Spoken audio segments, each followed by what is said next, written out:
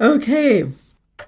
Wow. Thank you so much for your deep and heartfelt philosophical and practical sharing that you all did. That was just beautiful. So, we started with week one creating the foundation for being that hollow bone and really looking at simple concepts that sound simple and are harder to apply, but not impossible, right? Things like allowing and letting go and detaching from the outcome. And it's interesting how it's all come up throughout this week, which is wonderful because it means that you're really starting to embody the concepts of this. And once you start to embody the concepts, you start to be more mindful of how are you living the hollow bone. It's not about turning it on and turning it off, right? It's about how are you doing this every minute of the day. So it's really a mindful practice.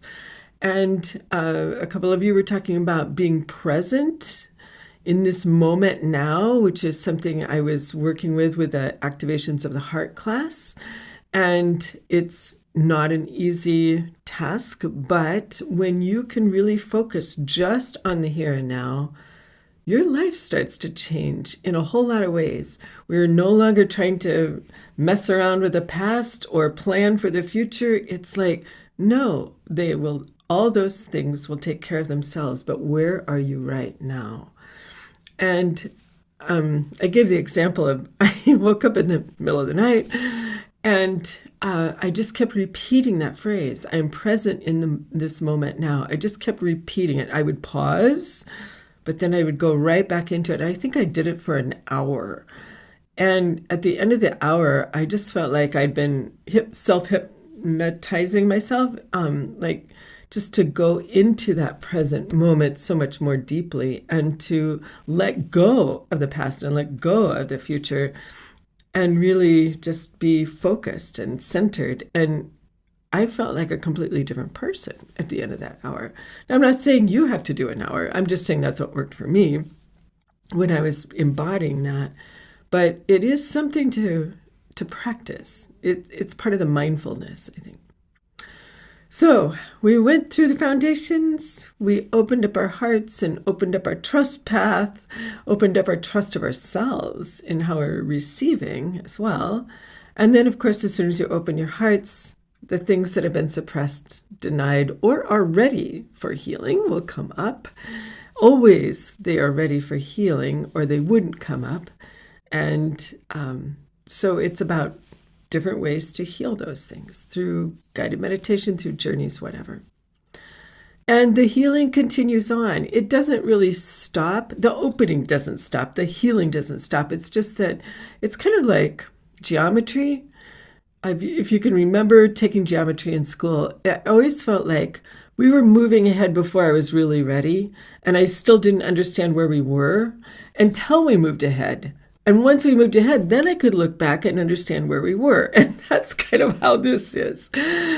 Very divinely orchestrated, but that's how it seems to work. So you will continue doing some healing. You will continue doing some opening, even as you are doing the activating. And what is activating? It's just about taking the next step of whatever is in alignment for you. Whatever that might be. It might be a way of becoming that maybe you had forgotten parts of yourself, or maybe you had never known that part of yourself.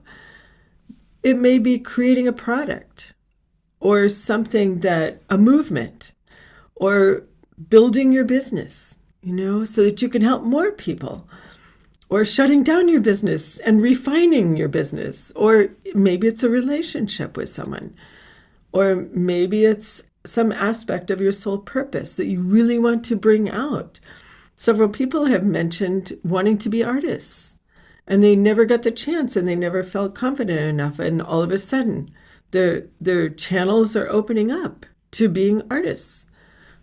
It doesn't matter what that next step is, but just know that you're being divinely guided to it. You're getting the nudges for it. You're getting the breadcrumbs that are being laid out for you. And it's totally in alignment with your reason for being here. If our primary reason is to be in a state of unconditional love and to radiate that out to the world, well, now you have those tools for doing that. And if through using those tools, something else comes up in which you can also help the world, so be it. Maybe it's your courage. Maybe it's your self-confidence. Maybe it's your class. Maybe it's your book. Maybe it's your job, whatever your job is. Maybe it's the conversation you had with the bank teller 2 weeks ago. It doesn't matter, but your breadcrumbs will be evident in the activation. And you will reach a point where you're looking at them, and even if you're saying no, they're going to get bigger and bigger and bigger, because that is exactly where you need to go until you can't say no anymore. And it's not out of pressure, not like the wrong kind of pressure, like you must do this, or shaming or blaming. It's not that. It's, don't you want to live to your fullest potential? This is the next step.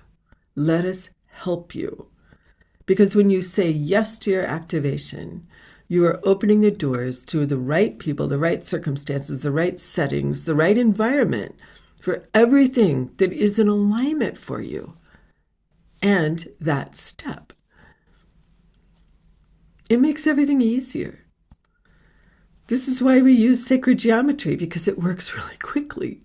Those platonic solids, clearing your ancestral patterns that are in your way, right? Creating a foundation, clearing the mental belief systems, stepping into more of a unity consciousness. All of these things embody the activation and help it to be a higher level concept than you even dreamed possible. So activations are not to be feared, they're to be revered. It's like, oh, please, bring it on. And what the angels have said to me over and over again, we are loving to help you with this, but you have to let go of that old before we can really help you embrace this new. Don't forget that part. That can be the scariest part. You know, the known, letting go of the known, even if it's horrible, it's still what you know.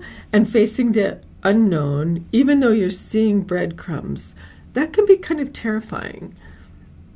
But remember, you wouldn't be seeing the breadcrumbs if you weren't meant to see them, if you weren't meant to go there, if it wasn't totally in alignment for you. Because anything that's totally in alignment for you will just give you great joy, and you will never look back and regret your actions of moving forward. Never. So that's what activations are all about. So Karen Siago is a perfect example. Writing 2 books after level 3. 2 books! I mean, my goodness. It's amazing. It's absolutely amazing. May's another example. She said to me, I finally found the courage to be me again. Fabulous. Fabulous. Oh my goodness. And each of us in our own ways have had little tiny activations and bigger activations. Maybe it's healing your body, right? How huge is that? That's everything. My goodness. Sure, it might have taken a long time. There's nothing that says an activation has to happen instantly. That may just be our mental processing. But activations will take as long as they need to take. So every one of you has already had at least one, if not many. And look at where you are now. Still eager to learn, still eager to move on. Have another activation. Because that's how it works. We're never done, right? We may complete that activation. You may finish the book. You may feel really good about your courage. Your body may be the healthiest it's ever been. And so what happens? You start all over again. Oh, look, I'm opening up to something new. Because now you're more ready for that something new than you were before. And it's just that same old cycle. Open, heal, activate. Oh, I'm opening up to something new. Oh, no, I'm not ready for this. I can't handle this. Who's going to listen to this? Let's do some healing. Okay, now here's the breadcrumbs to make it all happen. it's quite divine.